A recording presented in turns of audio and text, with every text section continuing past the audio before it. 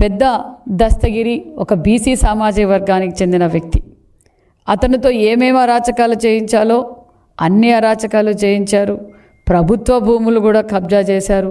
అదే ప్రభుత్వ భూమిలో మరి అందరికీ తెలిసిన విషయమే, కడప జిల్లాలో ఎవరు అడిగినా మరి అందరికీ తెలుసు. మరి పెద్ద దస్తగిరి నిన్నటి రోజున జగన్మోహన్ రెడ్డి పదవి కోసం, ఆయన అక్రమ ఆస్తుల కోసం ఎవరినైనా బలి తీసుకుంటాడనే విషయం మనందరికీ తెలుసు. గతంలో తండ్రి శవం పెట్టుకొని శవ రాజకీయాల కుర్చీ కోసం సంతకాలు పెట్టించుకున్న వ్యక్తి. మరి ఎలక్షన్లో తను ముఖ్యమంత్రి కావాలి, గత్యంతరం లేదు అని చెప్పి సొంత బాబాయిని గొడ్డలతో రపర్రపా నరకటం, మరి ఆ గొడ్డల పోటుని గుండుపోటుగా చిత్రీకరించటం. అదేవిధంగా మరి మన డ్రైవర్ సుబ్రహ్మణ్యం ఎమ్మెల్సీ డ్రైవర్ ఒక దళిత బిడ్డని ఏ విధంగా డోర్ డెలివరీ చేశాడో చూసాం. అంతేకాకుండా మరి మరో బీసీ బిడ్డ అమర్నాథ్ గౌడ్, ఇలాంటి బీసీ బిడ్డలు, దళిత బిడ్డలు, మరి దళితులు ఏ విధంగా బలైపోయారో చేసాం. ఆయన కారు కిందే మరి సింగయ్య, దళిత వ్యక్తి సింగయ్య ఏ విధంగా బలైపోయాడో మనం చూసాం. మరొక బీసీ వ్యక్తి మరి దస్తగిరి మరి కుర్చీ కోసం, అధికారం కోసం దౌర్జన్యాలు చేయటం, వారిని రెచ్చగొట్టి తప్పుడు మీద తప్పులు చేయిస్తూ ఈరోజు మరో దస్తగిరి బలైపోయాడన్న విషయం మీకు అందరికీ తెలియజేస్తున్నాం.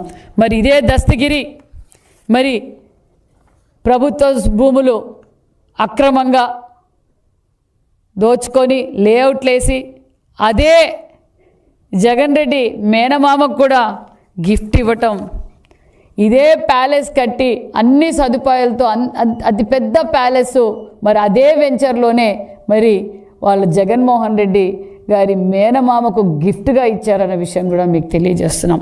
మేము తెలియజేసేది ఒక్కటే, శివుని ఆజ్ఞ లేనిదే చీము కూడా కుట్టదనేది ఒక సామెత ఉంటుంది. తాడేపల్లి ప్యాలెస్ నుంచి ఏదైతే ఆదేశిస్తే దాని ప్రకారమే ఈ మర్డర్ జరిగింది.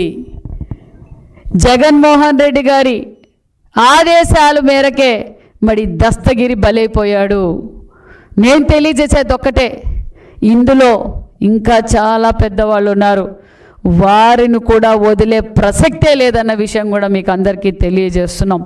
ఎందుకంటే బాబాయ్ వివేకానంద కావచ్చు, దస్తగిరి హత్య కేసు కావచ్చు, దళిత డ్రైవర్ సుబ్రహ్మణ్యం హత్య కేసు కావచ్చు, ఇలా చాలామంది బలైపోతున్నారు.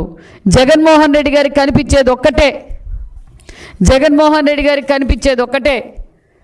కుర్చీ దోచుకోవడం, దాచుకోవడం, అవసరమైతే రపర్రపా నరకటం.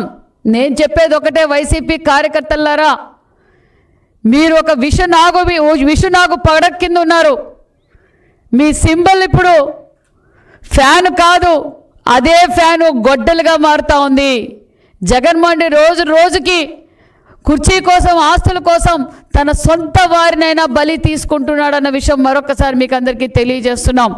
అంతేకాదు మరి ఈ హత్య జరిగిన తర్వాత మరి వారింట్లో మరి అధికారులు పరిశీలిస్తే ఎన్ని వందల కోట్ల అక్రమ ఆస్తులు దొరికాయో మనందరం చూసాం. మరి సుమారుగా ఇది ఇంకా 100 కోట్ల దాకా మరి ఆస్తులు కూడా దొరికాయి. ఆ ఆస్తులు కూడా ఎవరు అనేది ప్రత్యక్షంగా మరి అందరికీ చూపించాం. మేము తెలియజేసేది ఒక్కటే, ఖచ్చితంగా చట్టం తన పని చేస్తుంది. అసలు దస్తగిరి వివేకానందరెడ్డి హత్య కేసులో కూడా చాలా ముఖ్యమైన వ్యక్తి అన్న విషయం కూడా తెలియజేస్తూ మరి నేను తెలియజేసేది ఒకటే, మరి ఈరోజు హత్యకు గురైన దస్తగిరి భార్య రమణమ్మ కూడా చాలా బాధపడుతూ ఉంది. మేము ఎంతో నమ్మకంతో జగన్మోహన్ రెడ్డి గారు ఏం పని చేయమంటే, ఏం అరాచకం చేయమంటే అరాచకం చేశాం. లాస్ట్కి జగన్మోహన్ రెడ్డి గారికి మేము దోచిపెడితే ఆ జగన్మోహన్ రెడ్డి నా భర్త శవాన్ని నాకు గిఫ్ట్గా పంపించాడు. ఇలాంటి నీచుడా ఈ జగన్మోహన్ రెడ్డి గారని ఆమె ఈరోజు ఏ విధంగా బాధపడుతుందో మనం చూసాం. మహిళలు పసుపు కుంకాలతో ఆడుకోవడం మీకు అలవాటే జగన్మోహన్ రెడ్డి గారు. ఎందుకంటే గతంలో సౌభాగ్యమ్మ, మీ పిన్నమ్మ సౌభాగ్యమ్మ గారి సౌభాగ్యాన్ని తీసేశారు. ఈరోజు పెద్ద దస్తగిరి భార్య సౌభాగ్యాన్ని తీసేశారు. మరి ఇలా మహిళ జీవితాలతో ఆడుకుంటున్నారు జగన్మోహన్ రెడ్డి గారు.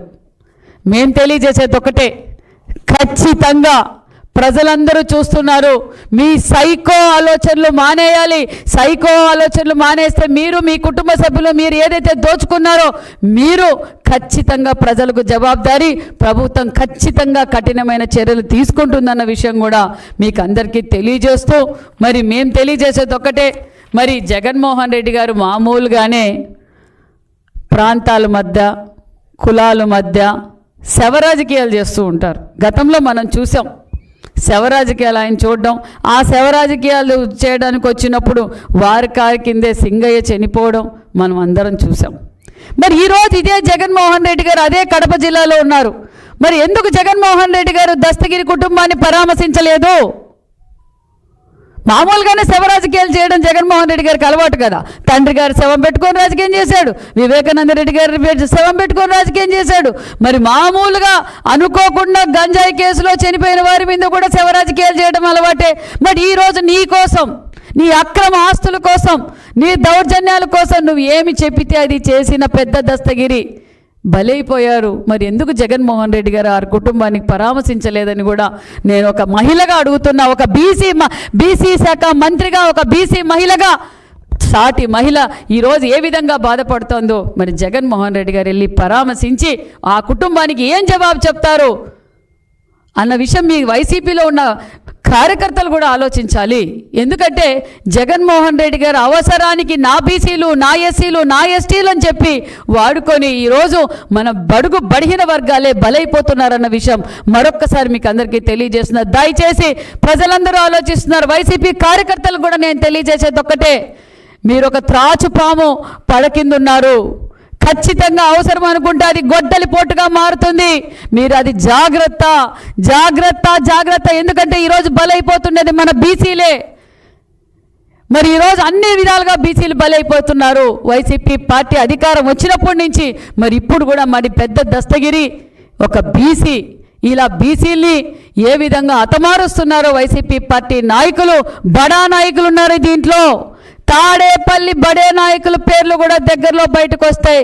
ఏ ఒక్కరిని వదిలే ప్రసక్తే లేదన్న విషయం కూడా తెలియజేస్తాం. ఎందుకంటే ఈరోజు దాచుకోవడం ఎక్కడ పడితే అక్కడ ఆస్తుల్ని ఈరోజు ఏ గ్రీవెన్స్లో పోయినా కూడా మరి ఎక్కువగా సమస్యలు వస్తున్నది ఏదంటే మరి గత ప్రభుత్వంలో మరి వైసీపీ పార్టీ వాళ్ళు మరి దోచుకున్న ఆస్తుల గురించే వస్తున్నాయి. ఒక్కొక్కటిగా పరిష్కారం చేస్తున్నాం. దస్తగిరి కేసు కూడా ఖచ్చితంగా పరిష్కారం చేస్తాం. ఇప్పటికే 11 మంది లోపలికి వెళ్ళారు.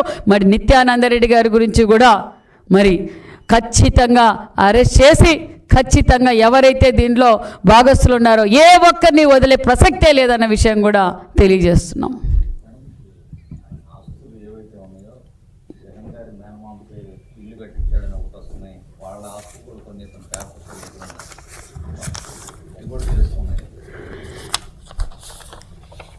దస్తగిరి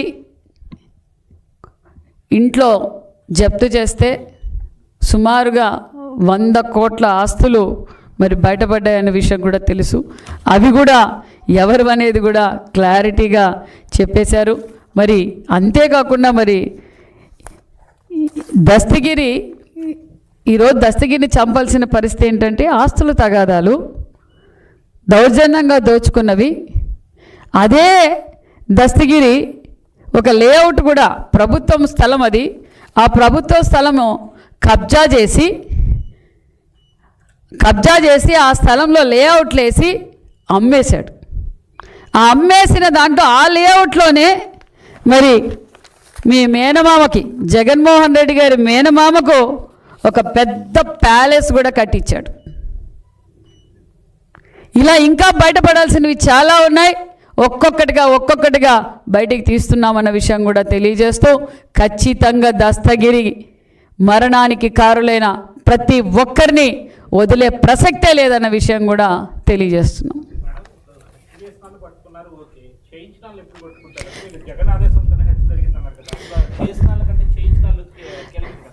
ఖచ్చితంగా ఆ పనిలోనే ఉన్నారు. ఖచ్చితంగా అవి కూడా ఎవరు తెర వెనుకున్నారో అనేది ప్రజలందరికీ తెలుసు. ఖచ్చితంగా దాన్ని కూడా వాళ్ళని కూడా పట్టుకుంటాం. సుబ్రహ్మణ్యం కేసు సంబంధించి లేటెస్ట్గా సాక్షుల్ని బెదిరిస్తూ ఎమ్మెల్సీ అనంతబాబు ఏ విధంగా చేశారో చూస్తున్నాం. అనంతబాబు డ్రైవర్ సుబ్రహ్మణ్యం కేసే కాదండి, వివేకానంద రెడ్డి కేసులో కూడా బెదిరించారు. అవసరం అనుకుంటే రపరప నరుకుతామని కూడా బెదిరించారు, రపరప నరుకుతారు కూడా. మరి సుబ్రహ్మణ్యం కేసు కూడా, దస్తగిరి కేసు కూడా డైవర్ట్ చేయాలని చూశారు. కానీ పోలీసులు అలర్ట్గా ఉన్నారు. పోలీసులు వాళ్ళ పని వాళ్ళు చేస్తున్నారు. ఖచ్చితంగా ఎవరిని వదిలే ప్రసక్తే లేదు.